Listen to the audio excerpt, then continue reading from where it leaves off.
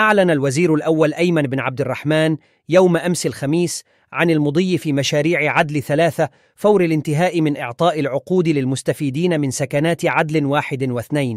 كما قال الوزير أيمن بن عبد الرحمن: أتمنى أن يتحصل أصحاب السكنات عدل 1 و2 عقودهم للمضي في عدل 3 تابعا لتصفية الملف إلى غاية 2024 للإشارة.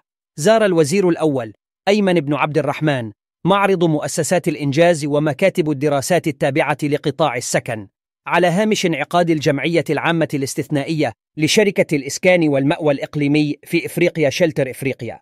كما كان برفقة الوزير الأول وزراء المالية، السكن والعمران والمدينة، الأشغال العمومية والمنشآت القاعدية، التجارة وترقية الصادرات. انطلقنا في رقمنة العقود باش المكتتب اللي حاب ياخذ العقد تاعو للولوج الى المنصة، يا ريت يعني نبداو بهم، غادي واحد غادي اثنين.